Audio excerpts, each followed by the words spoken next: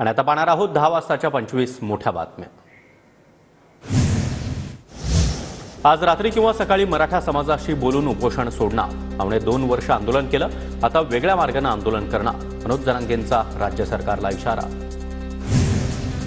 मनोज जरांगे यांच्या तब्येतीची आरोग्य खात्याकडून तपासणी, जिल्हा शल्यचिकित्सक राजेंद्र पाटील यांच्याकडून जरांगेंची तपासणी।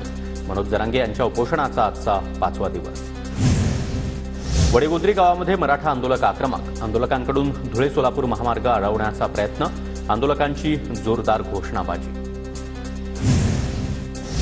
व्यवसाय सुलभतेच्या यादीमध्ये राज्याचं स्थान घसरलं, नीती आयोगाचा उल्लेख करत सुप्रिया सुळेंचं वक्तव्य।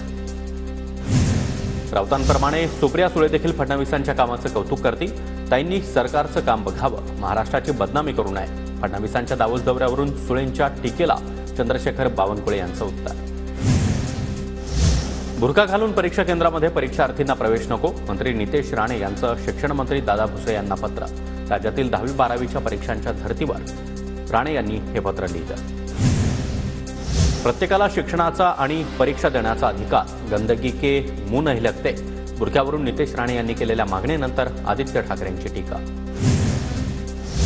स्थानिक स्वराज्य संस्था संदर्भातल्या याचिकेवरील सुनावणी पुढील आठवड्यामध्ये होऊ शकेल असा सरकारला विश्वास, 25 तारखेपर्यंत थांबावं लागणार नाही, सूत्रांची माहिती। ठाण्याच्या जिल्हाधिकारी कार्यालयामध्ये एकनाथ शिंदे यांच्या उपस्थितीमध्ये जिल्हा नियोजन समितीची बैठकीला MIDC अधिकारी देखील गैरहजर। यापुढे संबंधित प्रमुख अधिकारी नसल्यास कारवाईचा इशारा। तर महाराष्ट्रातील उद्योजकांचे प्रश्न सोडवण्यासाठी औद्योगिक नगरीमध्ये उद्योग भरारी कार्यक्रम राबवण्यात येणार। या कार्यक्रमाची सुरुवात नवी मुंबईतून केली जाईल, उद्योगमंत्री उदय सामंत यांचा ट्विट।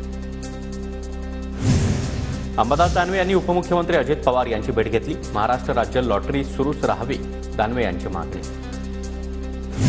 कॉम्रेड गोविंद पानसरे हत्येमधील आरोपींना मुंबई हायकोर्टाकडून जामीन, न्यायमूर्ती A.S. किल्लो यांच्या एकलपीठाचा निर्णय। सचिन अंदुरे, गणेश मिस्किन, अमित देगवेकर यांना जामीन मंजूर। बाबुराव चांदेरे यांच्या मुलानं विजय रौंदळ यांची माफी मागितली। बाबुराव चांदेरे यांनी विजय रौंदळ यांना मारहाण केली होती, माझ्या वडिलांचं वागणं पटलं नाही, चांदेरेच्या मुलाची प्रतिक्रिया। रत्नागिरीमध्ये दोन्ही शिवसेनेचे पदाधिकारी एकाच शाखेमध्ये बसणार, एकाच शाखेमधून दोन्ही पक्ष आपल्या पक्षाचा गाडा हाकणार, शिवसेना फुटीनंतर महाराष्ट्रातील एकमेव उदाहरण। भंडाऱ्याच्या कवलेवाडा गावामध्ये वाघाच्या हल्ल्यामध्ये महिलेचा मृत्यू, शेतामध्ये काम करत असताना वाघाचा हल्ला, वाघाचा बंदोबस्त करण्याची नागरिकांची मागणी।